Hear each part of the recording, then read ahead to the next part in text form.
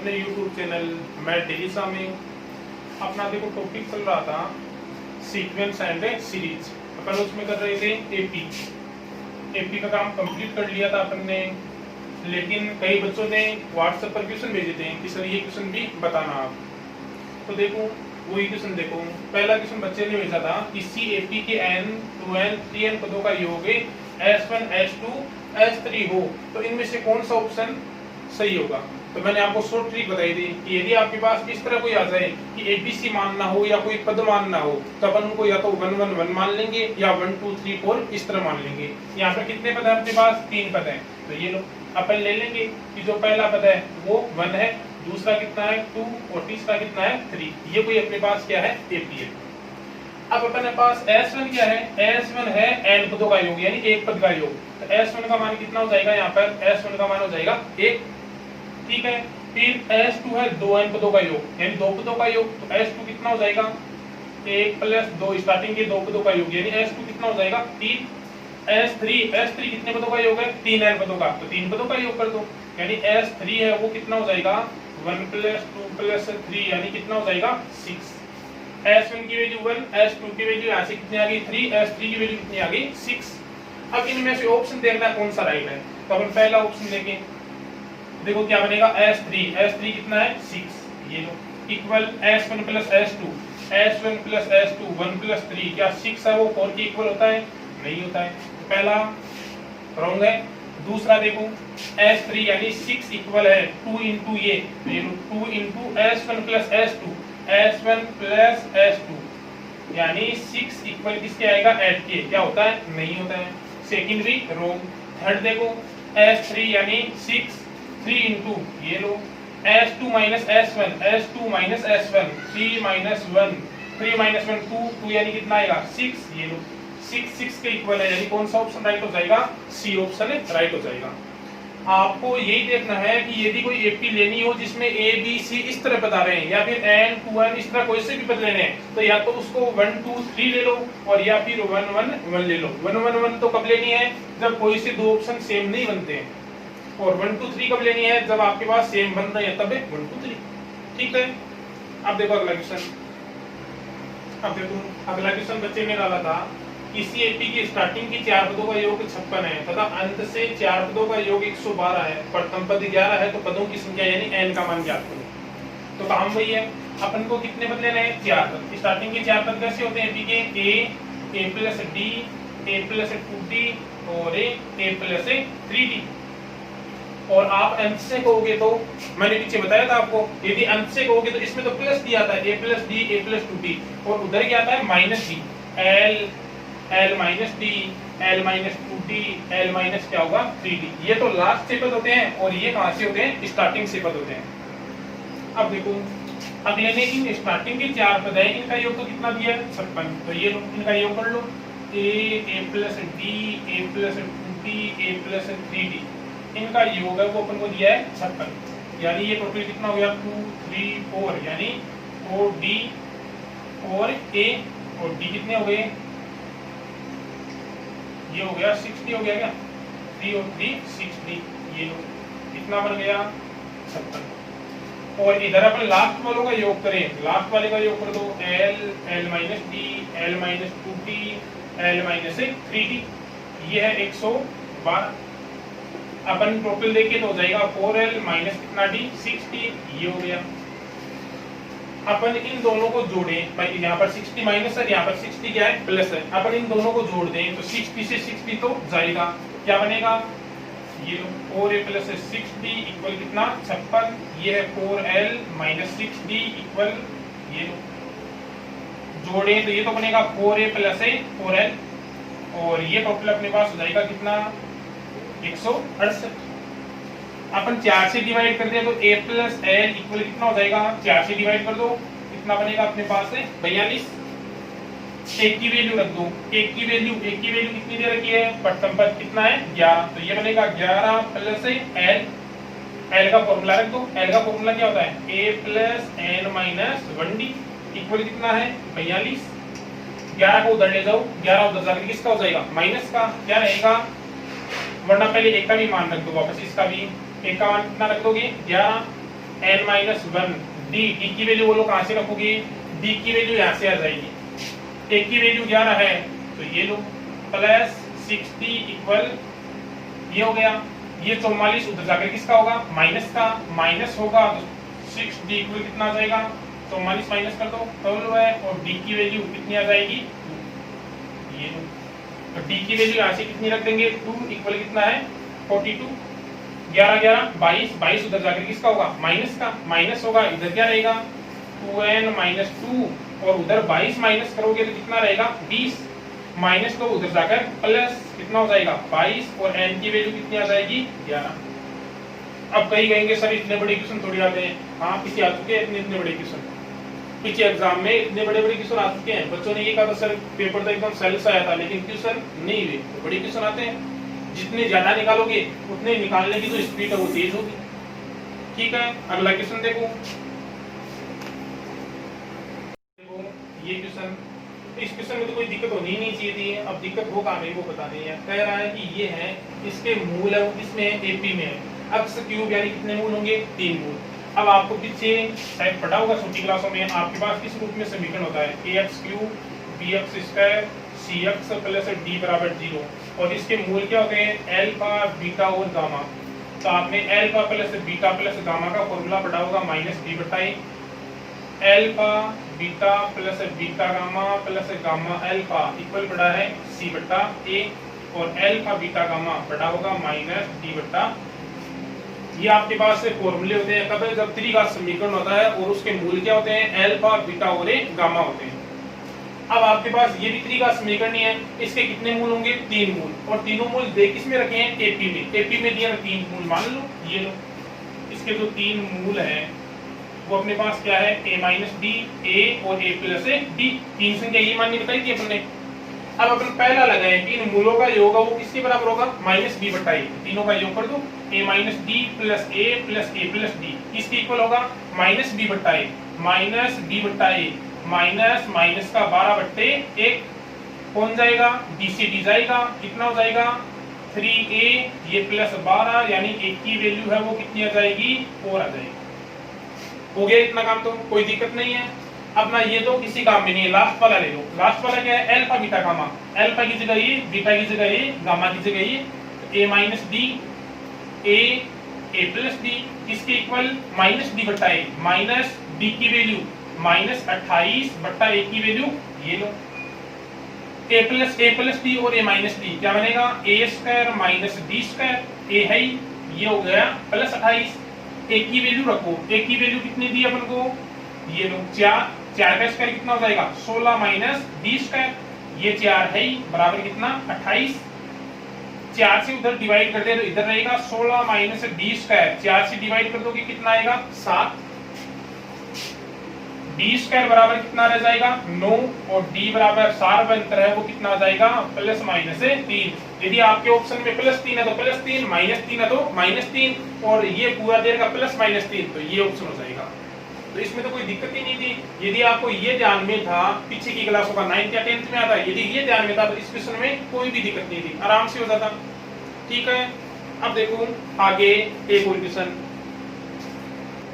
अब देखो जो बच्चे ने अगला क्वेश्चन डाला था, व्हाट्सएप पर डाला था, उससे पहले अपन को एक ट्रिक पढ़नी पड़ेगी। यदि क्वेश्चन को आप तरीके से करोगे तो टाइम लगेगा कम से कम 5 या 10 मिनट। उसकी शॉर्ट ट्रिक बता देता हूँ। देखो आपके पास क्या देगा, अगला समांतर श्रेणी के n पदों के योगफल का अनुपात देगा।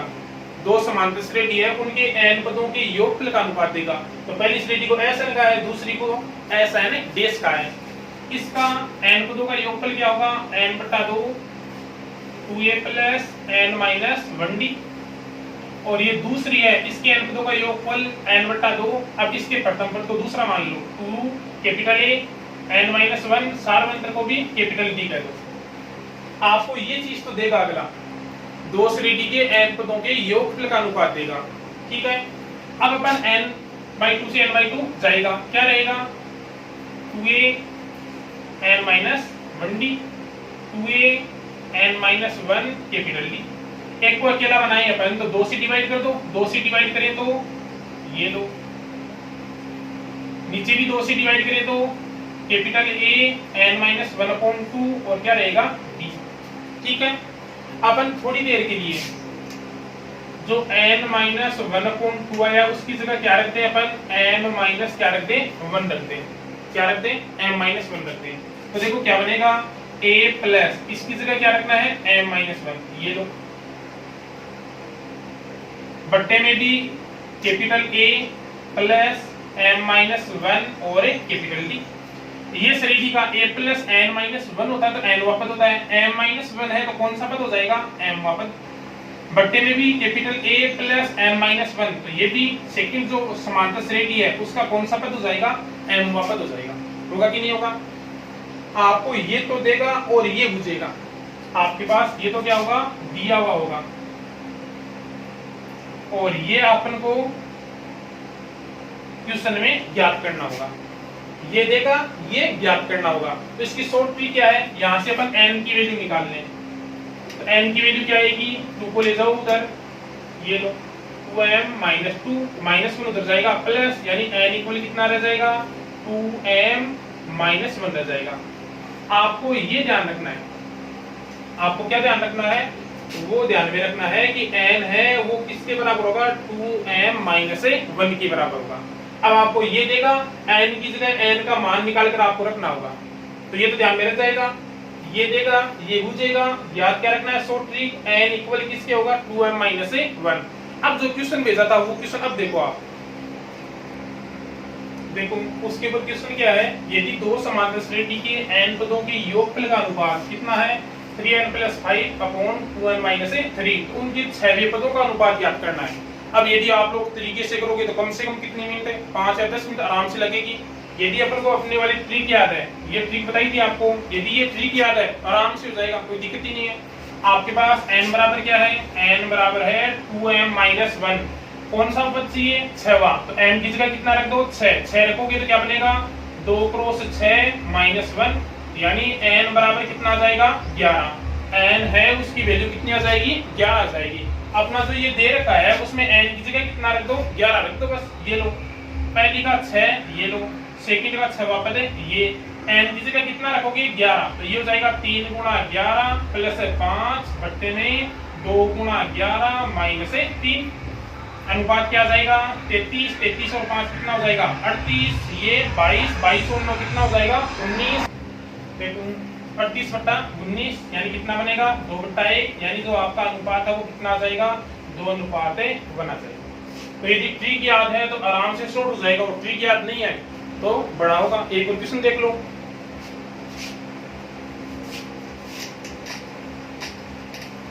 आपके पास ये कहते हैं समांतर श्रेणी के n पदों के योगफल का अनुपात है। अपन को जैसे दे दिया कितना 2n प्लस 1 और अपॉन में दे दिया अपन को 5n माइनस 3 दे दिया, ठीक है।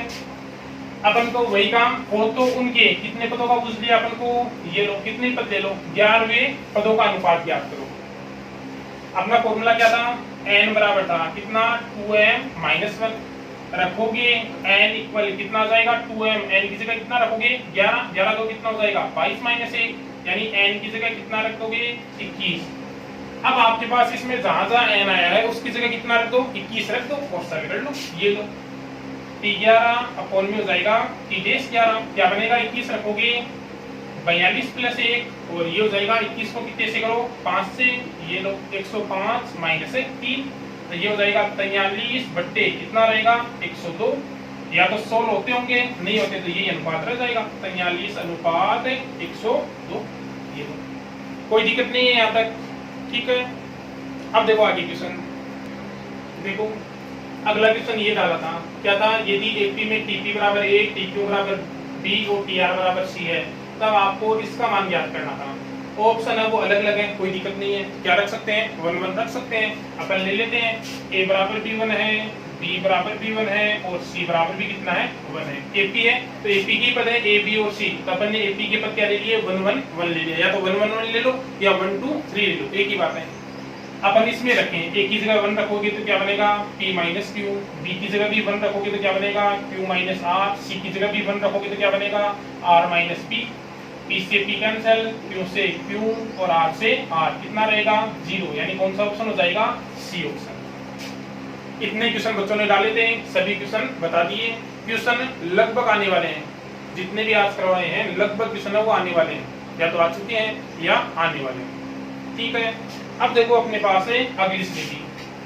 अगली श्रेणी जीपी होती है, लेकिन मैं आपको पहले बता रहा हूं एचपी, कारण एचपी और एपी दोनों आपस में जुड़ी हुई है।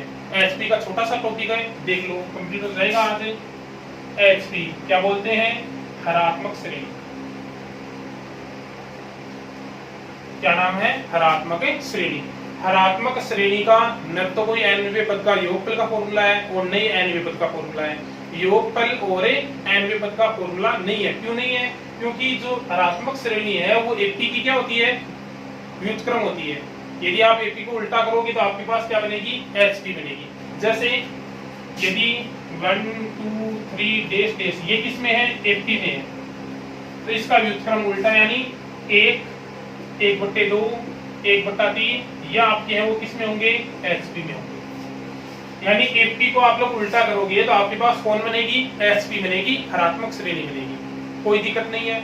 और ये एपी की व्युत्क्रम होने के कारण ही न तो इसके एनवे पद का फॉर्मूला है और न ही एन पदों के योगफल का फॉर्मूला है। केवल एक फॉर्मूला किसका है?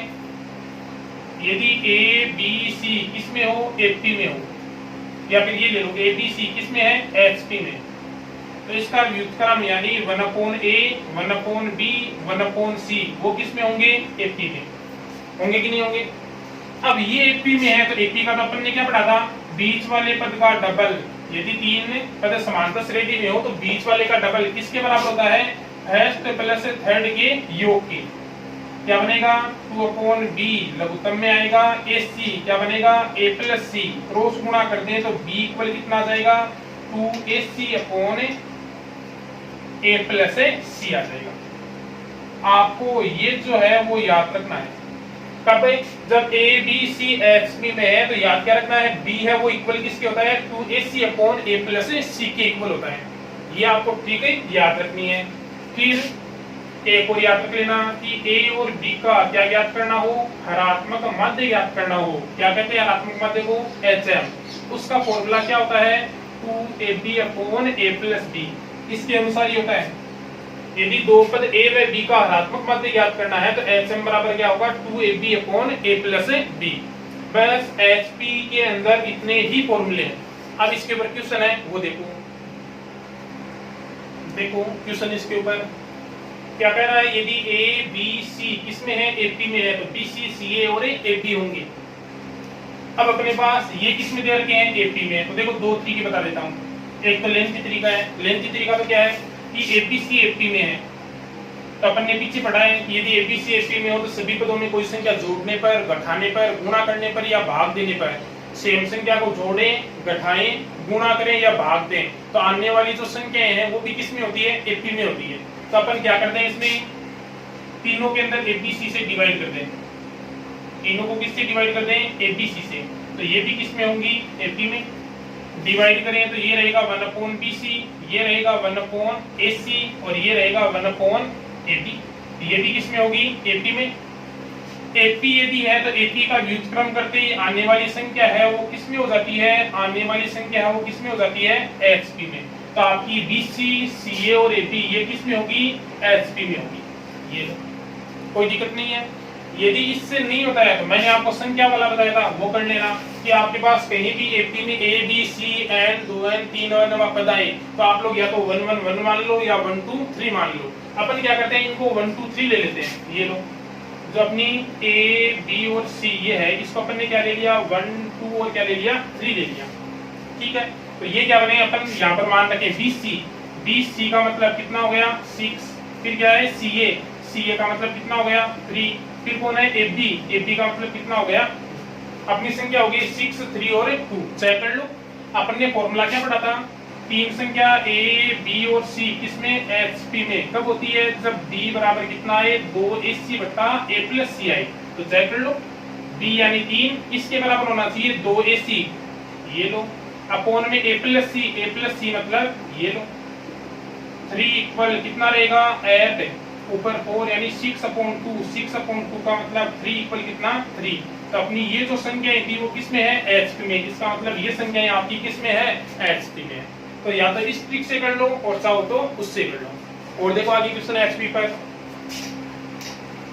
हरात्मक का नॉर्मल सा काम आएगा और वो भी किससे जुड़ा हुआ आएगा, एपी से जुड़ा हुआ आएगा। और एपी से जुड़ा हुआ आए तो आपको तो संख्या एचपी कहीं भी आए ना तो संख्या मानकर ही करना आपको, सबसे शॉर्ट वही होगा।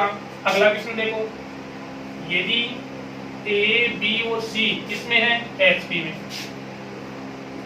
तो आपको वैल्यू ज्ञात करनी है b प्लस ए अपॉन b माइनस ए, और b प्लस सी अपॉन b माइनस सी है, उसकी वैल्यू क्या करनी है, ज्ञात करनी है। अपना काम वही है, एचपी में आ गई तो एचपी में आप लोग ले लो, क्या क्या ले लो, 1, 1/2 और 1/3। ये किस में है, एचपी में। भाई 1, 2, 3 एपी में है तो 1, 1/2, 1/3 किसमें हो जाएगी, एचपी में। ये रखकर निकाल लो इसका मान, ये लो। b की जगह कितना रखोगे, 1/2, ये लो, प्लस a यानी 1, 1/2 minus 1, plus b plus c यानी 1/2 प्लस 1/3, 1/2 माइनस 1/3। सॉल्व कर लो, ऐड करोगे तो कितना हो जाएगा, 3/2, माइनस करोगे तो माइनस 1/2, प्लस ऊपर कितना आएगा, 6 आएगा तो क्या बनेगा, 3 प्लस 2, अपॉन में भी 6 आएगा तो क्या बनेगा, 3 माइनस 2 जाएगा, ये तो कितना रहेगा, -3 ही रहेगा।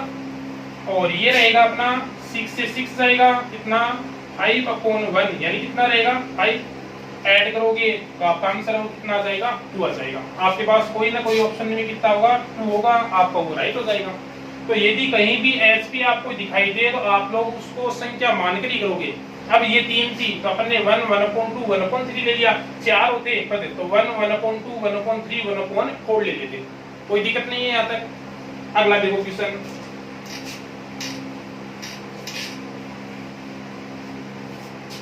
अगला क्वेश्चन है कि यदि ए बी सी और डी किसमें दे रखे हैं, एचपी में, तो आपको वैल्यू याद करनी है A B plus B C plus C D की वैल्यू है वो ज्ञात करनी है। आपको ऑप्शन दे रखे हैं 380,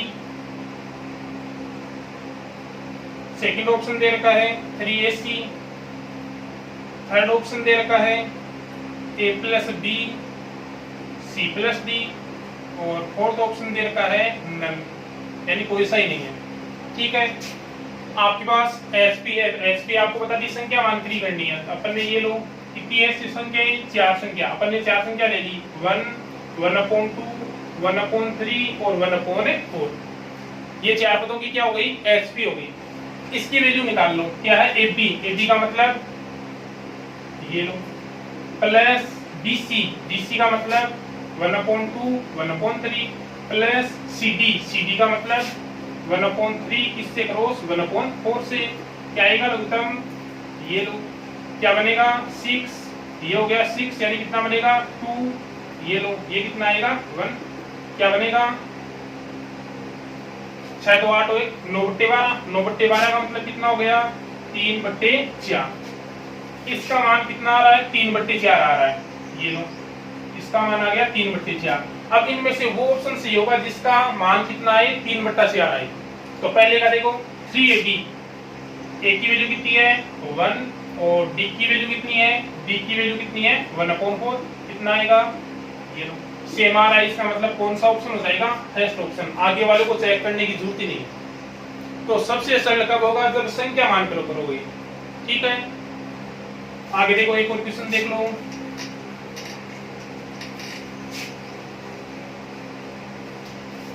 आपको जैसे ये कह दें कि यदि P व Q का कोण धनात्मक माध्यम कौन है, H हो, तो किसकी वैल्यू ज्ञात करो, H/P प्लस H/Q की वैल्यू क्या करो, ज्ञात करो। ये क्वेश्चन है। अब इस क्वेश्चन को दो तरीके से कर सकते हो।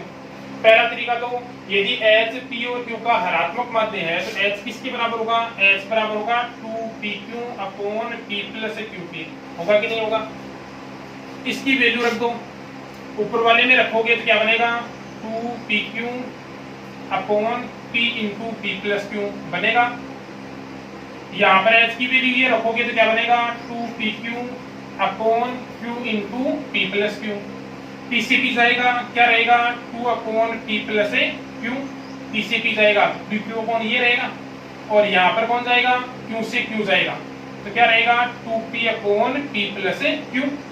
लघुत्तम में क्या आएगा p plus q, p plus q आएगा तो ऊपर सेम रहेगा, 2 का अपन कॉमन ले लें तो ये रहेगा, ये जाएगा, कितना आंसर आएगा 2 आंसर। तो ये तो हो गया लेन की तरीका, हुआ कि नहीं हुआ।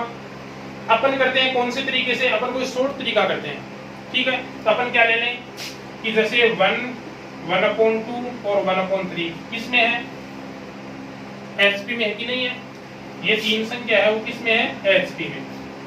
अब HP में है तो ये तो हो गया P का मान, ये हो गया Q का मान और 20 वाला क्या होता है हरात्मक माध्य, 20 वाला हरात्मक माध्य होता है तो ये किसका मान हो गया H का मान। हुआ कि नहीं हुआ। ये 3 संख्याएं HP में है अपन ने कह दिया तो अपन जानते हैं 3 संख्या जब HP में होती है A B और C तो ये तो पद होते हैं और ये B इनका क्या होता है हरात्मक माध्य होता है, पता कि नहीं होता है।